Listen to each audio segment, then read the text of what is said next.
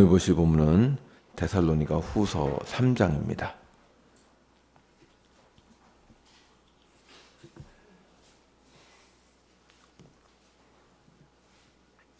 데살로니가 후서 3장 6절부터 15절까지입니다.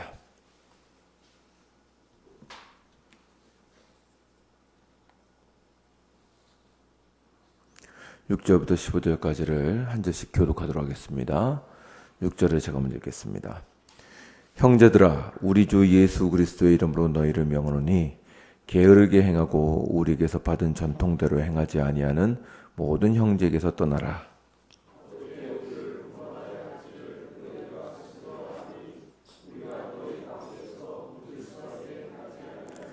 누구에게서든지 음식을 값없이 먹지 않고 오직 수고하고 애써 주야로 일하면 너희 아무에게도 폐를 끼치지 아니하려 함이니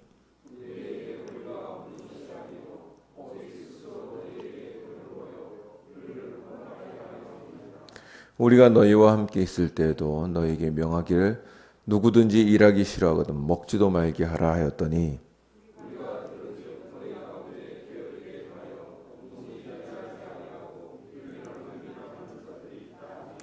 이러한 자들에게 우리가 명하고 주 예수 그리스도 안에서 권하기를 조용히 일하여 자기 양식을 먹으라 하노라.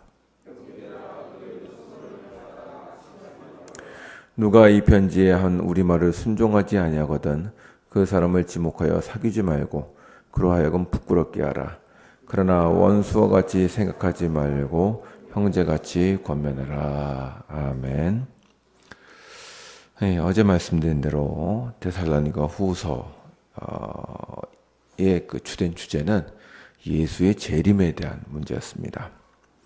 데살로니가 후서 2장에서는 2장에서 바울은 예수 그리스도의 재림에 대해서 성도들이 잘못 알고 있는 것을 교정하였습니다.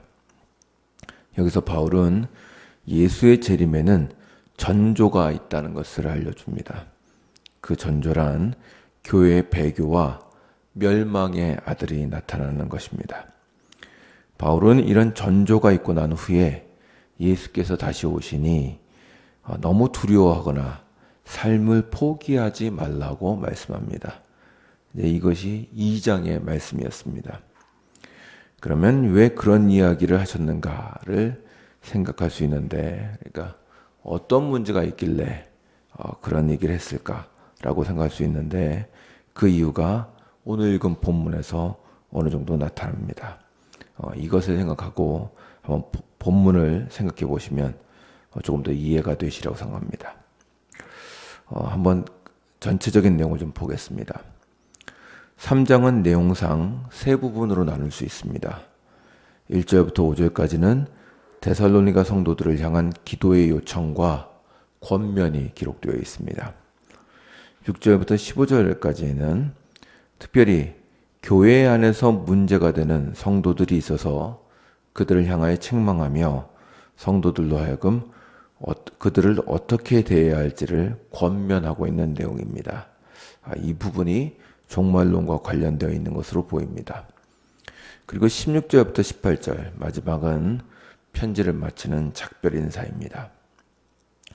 3장 1절부터 5절에서는 바울은 먼저 데살로니가 교인들에게 기도를 요청하고 있습니다.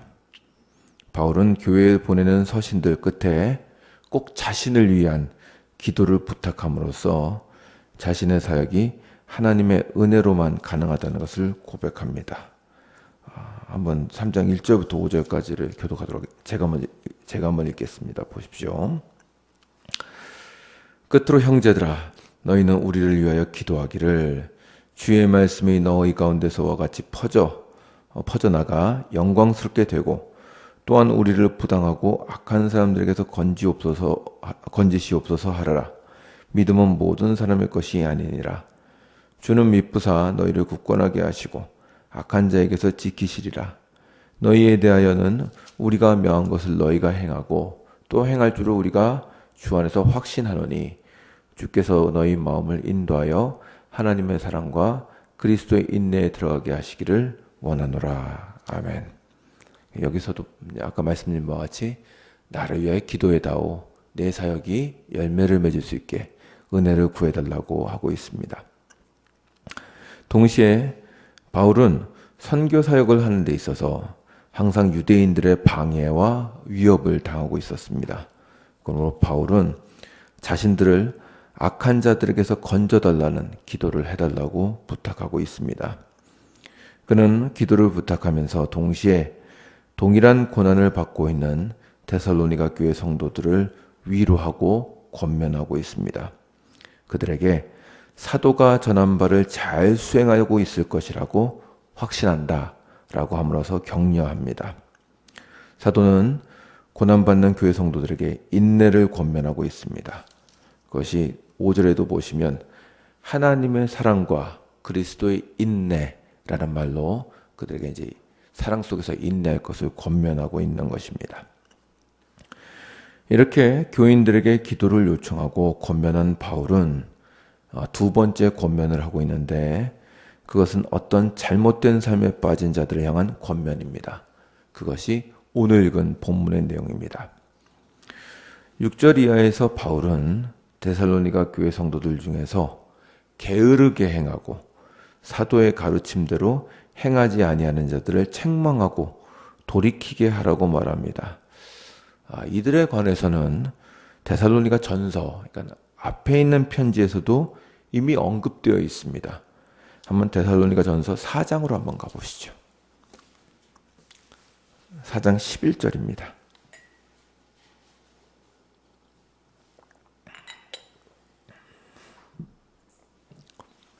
4장 11절부터 12절을 다 같이 읽겠습니다. 시작. 또 너희에게 명함같이 조용히 자기 일을 하고 너희 손으로 일하기를 힘쓰라. 이는 외인에 대하여 단전히 행하고 아무 궁핍함이 없게 하려 함이라. 아멘. 그러니까 이제 이미 이때에도 교회 안에서 일을 하지 않고 무의도식하면서 교회의 도움을 받았던 사람이 있었던 것 같습니다.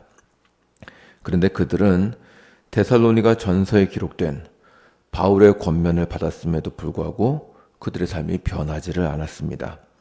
결국 바울은 후서에서도 다시 한번 그들을 향하여 권면하고 있는데 본문을 보시면 아시겠지만 이번에는 그 책망의 정도가 강합니다. 3장 6절에 보시면 데살로니가 후서 3장 6절에 보시면 이렇게 되어 있습니다. 형제들아 우리 주 예수 그리스도의 이름으로 너희를 명하노니 게으르게 행하고 우리에게서 받은 전통대로, 그러니까 우리에게서 받은 믿음의 내용대로 행하지 아니하는 모든 형제에게서 떠나라 라고 얘기함으로써 이번에는 그들을 강하게 이렇게 치리할 것을 명하고 있습니다. 그리고 14절에도 보시면 이렇게 되어 있습니다. 3장 14절에 보시면 누가 이 편지에 한 우리말을 순종하지 아니하거든 그 사람을 지목하여 사귀지 말고 그로 하여금 부끄럽게 하라고 되어 있습니다. 그러면 왜 이들이 이렇게 게으르게 행하고 다른 사람의 도움을 받아 살려고 했는가? 이제 그것에 대한 이유가 본문에서는 구체적으로 설명되어 있지는 않습니다. 이들은 완악하여 게을러서 교회가 주는 것으로 먹고 살려고 하는 자들이었을 수도 있습니다. 그러나 많은 신학자들은 생각하기를 이들이 게으르고 일을 하지 않은 것은 아마도 이 데살로니가 교회에 있었던 주된 신학적 문제, 그러니까 아마 예수의 재림에 대한 가르침을 잘못 받아들여서 그렇게 됐을 것이라고 추측합니다. 이제 곧 예수께서 오시면 세상의 모든 것이 사라지게 될 텐데 일은 해서 무엇하는가?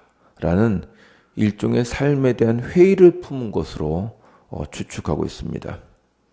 그러니까 이런 사람들이 있었다고 생각하면 어떻게 보면 믿음이 좋아 보이는데 바울은 그들이 게으름으로 인하여 그런 것이라고 지금 지적하고 있는 것입니다.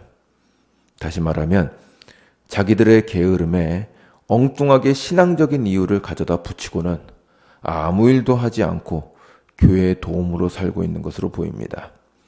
이러한 자들에게 바울은 자신이 어떻게 행했는지를 상기시킵니다. 그것이 7절에 나와 있습니다. 3장 7절을 보시면 이렇게 되어 있습니다. 제가 읽어볼게요. 어떻게 우리를 본받아야 할지를 너희가 스스로 아나니 우리가 너희 가운데서 무질서하게 행하지 아니하며 누구에게서든지 음식을 값없이 먹지 않고 오직 수고하고 애써 주야로 일함은 너희 아무에게도 폐해를 끼치지 아니하려 함이니 우리에게 권리가 없는 것이 아니요 오직 스스로 너희에게 본을 보여 우리를 본받게 하려 함이니라. 아멘. 그러니까 바울도 자기가 일해서 너희들 가운데 먹고 살았다는 걸 기억해라 라고 하고 있습니다. 자신들이 사역자로서 교회에 먹고 사는 문제를 해결을 요구할 정당한 권리가 있었음에도 불구하고 교회에게 아무것도 요구하지 않았다고 말합니다. 바울이 그렇게 한 이유는 교회 안에서 무의도식하는 자들에게 본이 되기 위해서 자신이 일부러 일을 했다고 말하고 있습니다. 그리고 11절에서는 그들을 엄히 꾸짖고 있는데 그들은 게으르게 행하여 일을 하지 않을 뿐만 아니라 교회 안에서 문제를 만들기만 하는 자들이라고 합니다. 바울은 그들에게 일을 하라고 명하고 있습니다. 그리고 14절에 보면 끝으로 만약 이 편지를 읽고 나서도 여전히 일을 하지 않고 놀고 먹으려고 하는 자들이 있다면 교회 성도들이 그와의 교제를 끊으라고 엄히 명하고 있습니다. 이런 교제하지 말라는 것은 엄한 치리입니다. 치리를 행하라고 교회에게 요청하고 있는 것입니다. 그러나 이제 15절에 보시면 그렇게 치리를 할 때라도 혹시 그들을 원수같이는 생각하지 말고 그들이 다시 돌아오기를 기도하라고 권하고 있습니다. 이렇게 교회 안에 있는 문제들을 어느 정도 해결한 다음 마지막으로 16절 이하는 작별 인사를 하고 있습니다. 마지막 작별 인사는 주께서 성도들에게 평강을 주시기를 기원하는 것입니다. 이 평강은 하나님께서 함께 하실 때에 있는 것이라고 얘기합니다. 이제 16절에 보시면 평강의 주께서 친히 때마다 일마다 너희에게 평강을 주시고 주께서 너희 모든 사람과 함께 하시기를 원하노라. 아멘. 그러니까 평강을 주시는 것과 하나님이 함께 하시는 것을 지금 동일선상에서 설명하고 있습니다. 성도는 하나님과 함께 할 때 평강을 누릴 수 있습니다. 그리고 16절에서 그리고 마지막으로 그들에게 은혜가 임하기를 구하며 이제 편지를 마치고 있습니다. 이 본문에서 다시 한번 생각해 보고 싶은 것은 데살로니가 교회에서 잘못된 믿음을 가지고 종말론을 대한 사람들입니다. 그들은 주님이 곧 오실 터이니 지금의 생활을 영위하는 것이 아무 소용이 없다는 생각을 했던 것으로 보입니다. 저도 이제 그런 교회를 좀 경험한 적이 있는데, 이제 제가 학생 시절에 신앙생활을 했던 교회가 이런 종말론에 대해서 심취했던 교회였습니다. 실제로 이제 그 교회 목사님은 이제 곧 예수께서 오신다고 생각해서 실제로 미래를 위한 어떤 재정적인 대비를 하나도 하지 않으셨습니다. 보험도 안 들고 저축도 안 들고 이렇게 중직자들에게 불러다가 이제 상담하시면서 빨리 저축을 깨라. 이제 주님 오신다. 이제 이렇게 얘기하셨던 분이셨습니다. 이거 어떻게 생각하면 대단하고 순전한 믿음이라는 생각이 듭니다.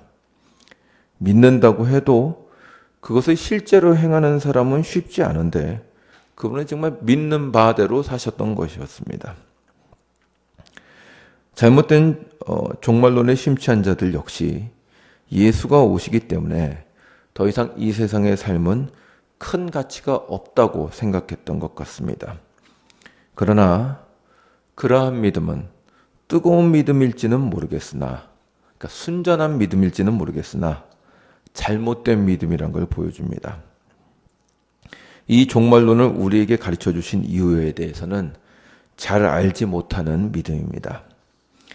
이 본문에서 우리가 생각해 봐야 할 것은 바울이 종말론을 가르칠 때, 그러니까 이제 데살로니가 전서나 후서를 보실 때 바울이 종말론을 가르치는데 그 가르침이 어떤 목적을 향해 있는가 하는 것입니다.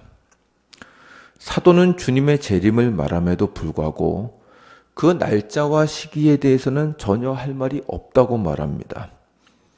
또 어제 본 데살로니가 후서 2장에서도 바울은 예수께서 재림하시기 전에 전조를 말할 때에도 멸망의 사람, 적그리스도에 대해서 이야기하지만 그 적그리스도가 언제 나타날지, 도대체 누구인지 전혀 힌트도 주지 않고 있습니다.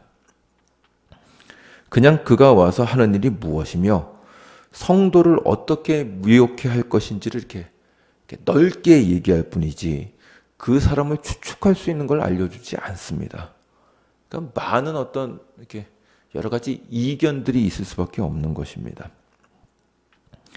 이것은 바울의 언급뿐만 아니라 다른 성경의 내용을 뒤져봐도 예수의 재림에 대한 구체적인 시간이나 내용이라던가 적그리스도에 대해서 알 수 있는 내용은 거의 없습니다. 바울과 성경은 예수의 재림 자체에 대해서 우리가 기대하는 것만큼 구체적으로 설명해 주지 않고 있습니다.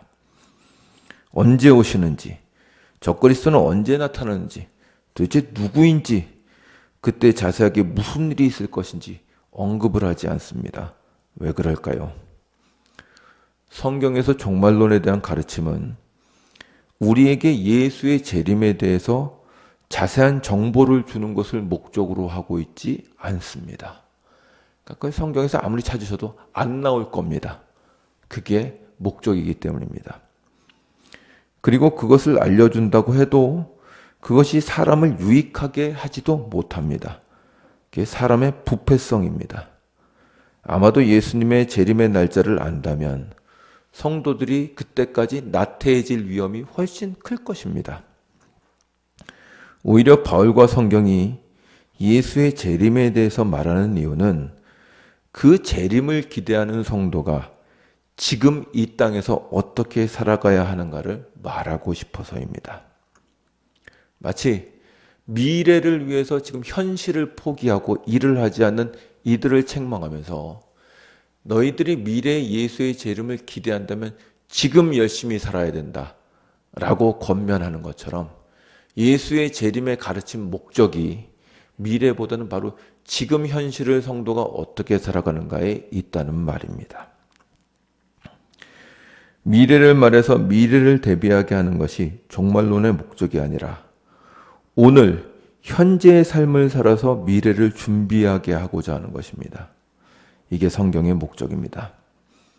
참으로 아이러니하게도 예수의 종말을 가장 잘 준비하는 사람은 예수의 재림이 언제 올지 모른다는 기대로 오늘 닥친 하루를 열심히 사는 사람들입니다. 성경은 성도들에게 예수의 종말을 준비하기 위해서 특별히 무엇을 하라고 말하지 않습니다.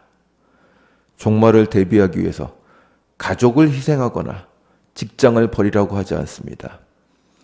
또 분에 넘치는 헌신이나 헌금을 한다던가 어떤 특정한 사역을 하라고 하지도 않습니다.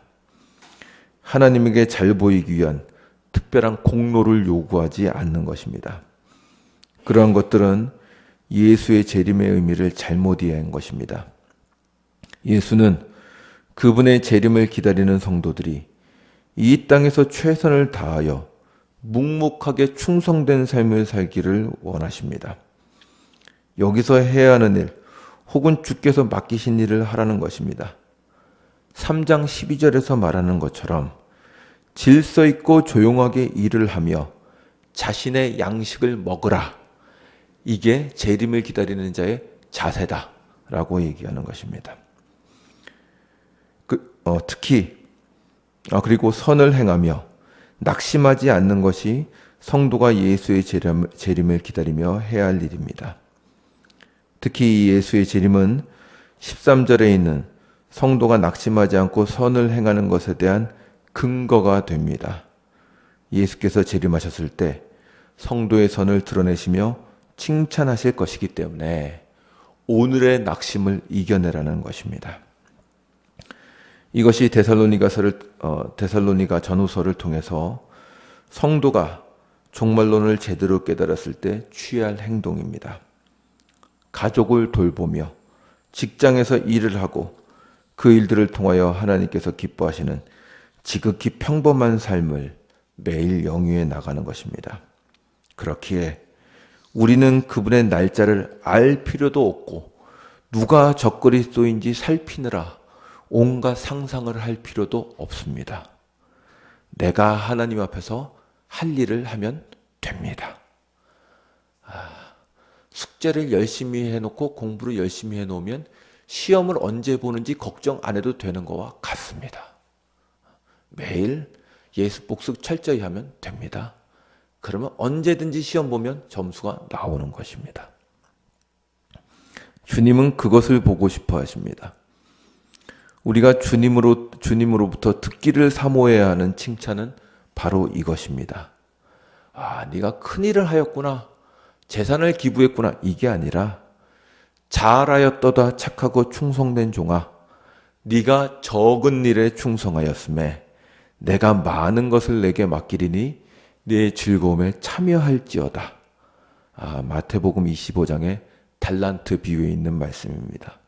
그렇습니다. 우리가 해야 할 일은 주께서 주신 적은 일에 충성하는 것입니다. 가정과 교회와 이 사회에서 해봐야 티도 나지 않는 그 일들, 아이들을 깨워 밥을 먹이고 학교를 보내고 남편과 아내를 위로해주고 교회에서 힘들어 보이는 성도를 위하여 기도하고 권면하며 세상을 보면서 한탄과 원망이 될 때도 한번 꾹 참고 주님께 은혜를 구하는 것, 그 일에 충성하면 주께서 족하게 여기시고 큰 즐거움을 주신다고 합니다. 이 일을 위해서 여러분의 오늘 하루를 사십시오. 어디 가야겠다. 장기적인 계획을 세우지 마시고 오늘 하루를 주의 뜻대로 사십시오. 그러면 주께서 오실 때 잘했다. 네가 적은 일에 충성하였으니 내가 큰 기쁨으로 보답하마 라는 대답을 하시는 것입니다. 저와 여러분 모두 오시는 주님을 기다리며 이 적은 일에 충성하여 마지막에 큰 영광을 누리시는 저와 여러분이 되시기를 주의 이름으로 축원합니다. 기도하겠습니다. 주님, 은혜를 감사드립니다. 주께 주의 재림을 보면서 참으로 다양한 성도들이 나타납니다. 신앙을 자랑하고 싶은 마음도 있고 주 앞에서 큰 업적을 쌓고 싶은 마음도 있습니다. 그래야 주님이 나를 인정해 주시지 않을까 두렵기도 합니다. 그러나 주께서 원하시는 것은 내가 내게 준 그 적은 자리에서 최선을 다하여 하루하루를 살고 주의 뜻을 행한다면 그것이 가장 큰 충성이라고 성경에서 누차 말씀해 주셨습니다. 우리의 눈이 흐려지지 말게 하여 주시옵시고 주께서 우리에게 명하신 것을 제대로 깨달아 하루하루를 주와 함께 사는 삶을 살 수 있도록 은혜를 베풀어 주시옵소서. 그럴 때 주께서 오셔서 저희를 보고 크게 기뻐하실 줄 믿습니다. 주님, 이 시간 또한 기도하옵는 것은 오늘 그 몸의 질병으로 인하여서 수술을 받는 성도가 있사오니 주님 은혜를 베풀어 주시옵시고 그 수술이 순적하게 되어서 참으로 나음을 있기를 주여 원하옵나이다. 주님, 바라옵기는 그들을 위로하여 주시옵시고 참으로 세상이 감당하지 못하는 큰 위로와 소망을 주셔서 그 당한 현실을 잘 감당하게 하여 주시옵소서. 주께서 함께 하실 줄 믿사오며 예수님의 이름으로 기도드리옵나이다. 아멘. 하늘에 계신 우리